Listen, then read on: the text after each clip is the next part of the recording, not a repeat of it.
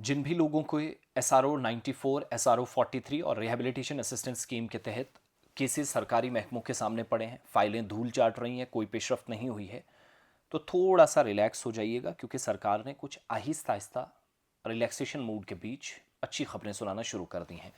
Jammu Kashmir union territory के lieutenant governor Manoj Sinha के बाद जम्मू कश्मीर के वज़ीर आला उमर अब्दुल्ला ने भी इस बात की तरफ इशारा किया है कि आइंदा दिनों में हुकूमत एक पेशरफ्त करने जा रही है या एक बड़ी डेवलपमेंट होगी, जॉब पॉलिसी में एक मेजर तब्दीली वो होगी, वो ये कि तमाम के तमाम जो सरकारी मुलाजमत के दौरान मुलाजमीन इस दुनिया से चल बसे हैं, इंतकाल कर गए हैं, उनके अहल खाना को आगे सबको नौकरी फराहम की जाएगी। पहले चंद एक केसेस होते थे, या तो मिलिटेंसी से रिलेटेड केसेस थे, बाद में रिहेबिलिटेशन सिस्टम में कुछ और ऐड किए गए 2022 के बाद। लेकिन SRO 43, SRO 94 या RAS 2022 में अमेंडमेंट्स के बाद कंपैशनेट अपॉइंटमेंट्स या हमदर्दाना बुनियादों पर तकर्रियाँ सब की होंगी, इस बात की तस्दीक ये बयान करता है। मजीद नए 124 रिहेबिलिटेशन असिस्टेंस स्कीम के तहत जो बेनिफिशरीज थे, मुस्तफ़ीदीन थे, SRO 94 के थे, SRO 43 के थे, इनको वज़ीर आला उमर अब्दुल्ला की तरफ से जम्मू के अंदर अपॉइंटमेंट लेटर्स बांटे गए, इनकी नौकरियां अब लगनी है।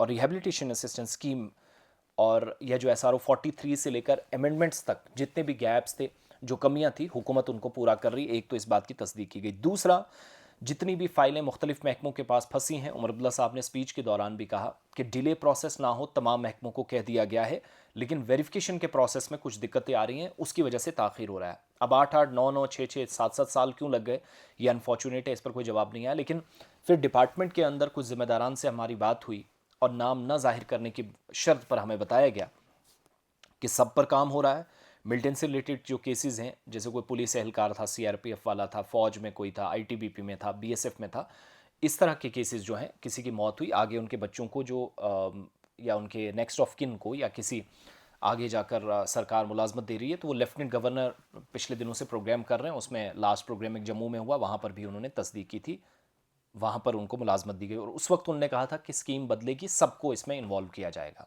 सब लोगों को नौकरियां मिलेगी।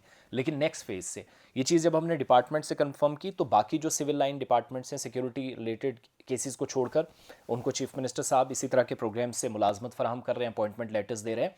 लेकिन बाकी केसेस में भी डेवलपमेंट हो रही है, डिस्ट्रिक्ट लेवल पर, डिविजनल लेवल पर, CID लेवल पर जो वेरिफिकेशन होनी है, पुलिस लेवल पर जो वेरिफिकेशन होनी है, वो चल रही है। वेरिफिकेशन के बाद सब केसेस को जल्द सॉर्ट आउट कर दिया जाएगा। हुकूमत के मुताबिक जो 900 के आसपास या 949 कुछ केसेस थे जो पेंडिंग थे काफ़ी वक्त से, 7-7, 8-8 साल हो गए थे, वेरिफिकेशन प्रोसेस आगे बढ़ते हुए इनमें से अब 650-700 के दरमियान रह गए हैं। लेकिन सारे महकमों को और नई मुलाजमतें जहाँ तक है, तो बहुत जल्द हुकूमत के मुताबिक वो इसमें तब्दीली लाने जा रही है। मेजर चेंजेस होंगी, एफिशिएंसी हो, पारदर्शिता हो, एहतसाब हो और जल्द से जल्द बगैर किसी डिले प्रोसेस को सबको मुलाजमत फराहम की जाए। और हुकूमत के मुताबिक अब बाज़ाब्ता प्लान भी तैयार है।